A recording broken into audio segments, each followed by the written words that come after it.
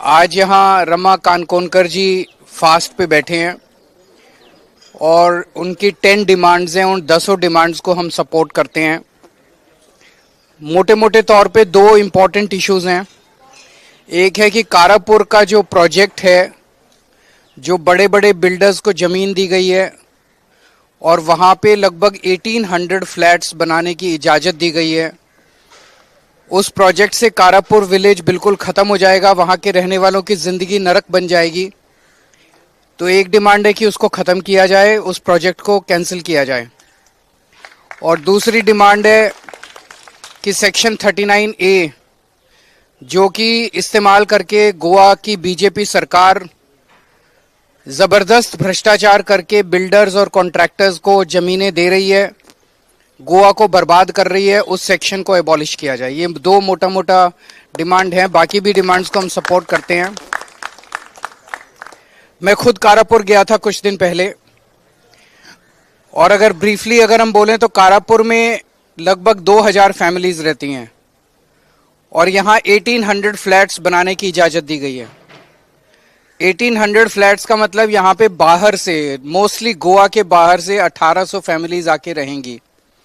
और अगर हर एक फैमिली का सिक्योरिटी गार्ड, नौकर, ड्राइवर वो सब मिलाया जाए तो it will almost be 6000 to 7000 more families which will come and stay in Karapur. तो 2000 लोग जो आज रहते हैं उनके सर के ऊपर अब 6-7,000 फैमिलीज आके रहेंगी। तो residents of Karapur will be reduce to a slum. उनका स्टेटस एक स्लम ड्वेलर जैसा हो जाएगा। आज गोवा के अंदर आप इतनी खुली हवा के अंदर, खुले आसमान के नीचे, जंगल, जमीन, खेती, एक फ्रेश एनवायरनमेंट के अंदर जो रह रहे हैं वो सब खत्म हो जाएगा। ये बीजेपी की सरकार बेसिकली बिल्डरों की और ठेकेदारों की सरकार है। ये गोवा के लोगों की सरकार नहीं है। गोवा के लोग नहीं चाहते कि उनको जो भगवान ने प्रकृति दी है वो प्रकृति के साथ खिलवाड़ किया जाए। अगर ये प्रोजेक्ट होता है तो गोवा के लोगों की एग्रीकल्चर ख़त्म हो जाएगी, उनका जो अंडरग्राउंड पानी के सोर्सेज हैं वो ख़त्म हो जाएंगे और उनकी ज़िंदगी नर्क बन जाएगी। उनका आने जाने का भी रास्ता भी जो है वो अफेक्ट होगा।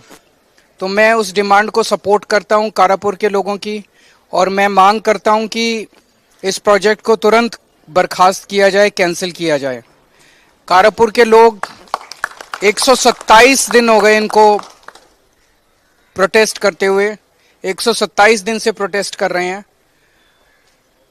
यहाँ के मुख्यमंत्री और मंत्री के पास बिल्डर से मिलने का टाइम है, और मुझे पता चला बिल्डर और जो कंस्ट्रक्ट करने वाले बिल्डर है और जो ओनर कॉलोनाइजर है वो इनकी पार्टी से, एक पार्टी के लोग हैं, पार्टी से रिश्ता रखते हैं। तो बेसिकली बीजेपी पार्टी और इनकी सरकार गोवा को लूटने में लगी हुई है। और ये अकेला प्रोजेक्ट नहीं है। गोवा के अंदर सेक्शन 39A का इस्तेमाल करके न जाने कितने गांव के अंदर और कितनी जगह के ऊपर इस तरह के प्रोजेक्ट्स को परमिशन दी गई है और वहाँ के विलेजेस प्रोटेस्ट कर रहे हैं। तो हम अभी थोड़े दिन पहले वीरेश ने भी फास्ट किया था, वहाँ पे प्रमोद सावंत साहब आए थे, उन्होंने अनाउंस किया था कि हम सेक्शन 39 को एबॉलिश करेंगे, लेकिन उन्होंने नहीं किया क्योंकि वो कर नहीं सकते। क्योंकि अगर 39 एबॉलिश कर दिया तो खाने के लिए पैसा कहाँ से मिलेगा, भ्रष्टाचार करने के लिए पैसा कहाँ से मिलेगा, बिल्डरों के साथ कनाइवेंस जो इन लोगों का है वो कैसे होगा। तो 39 अभी भी इन्होंने एबॉलिश नहीं किया, तो 39 एबॉलिश किया जाना चाहिए। और मैं ये मानता हूँ कि जो जो सारे गोवा के लोगों को साथ आना पड़ेगा, सब 15 लाख लोग, सबको साथ आना पड़ेगा और इस सरकार को उठा के हटाना पड़ेगा। बिकॉज जब तक बीजेपी नहीं जाएगी, BJP is hand in gloves, उनकी 5 उंगलियां इसके अंदर हैं।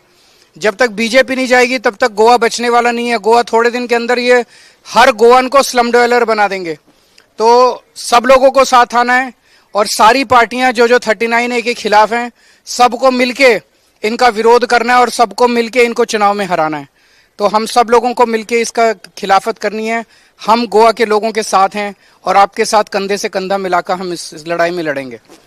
और रमा कानकोनकर जी से मैं भी बात कर रहा था, he is exercising his democratic right. वो अगर फास्ट पे बैठे हैं अपनी बात कहने के लिए, it is allowed to him under the constitution, and it is the duty of govern government to make ensure that his democratic right is protected and he is allowed to fast in proper humane conditions. वो बता रहे हैं कि उनके सारी कोई यहाँ पे तरह तरह की ऑब्स्ट्रक्शंस क्रिएट की जा रही हैं. यहाँ पे वो बारिश के अंदर बैठे हुए हैं, ऊपर से लीकेज हो रही है, इनको कोई भी परमिशन नहीं दी जा रही यहाँ पे अपनी बेसिक फैसिलिटीज ह्यूमन राइट्स के लिए. मैं गोवा के गवर्नमेंट को और प्रमोद सावंत साहब को अपील करता हूं गोवा के लोगों की तरफ से कि रमाकांत कोनकर को अपने डेमोक्रेटिक राइट्स, कॉन्स्टिट्यूशनल राइट्स जो हैं उनको पीसफुली फास्ट करने के लिए जो भी बेसिक ज़रूरतें हैं वो ज़रूरतें उनको मुहैया करने के लिए परमिशन दी जाए. Thank you so much. Thank you and best of luck.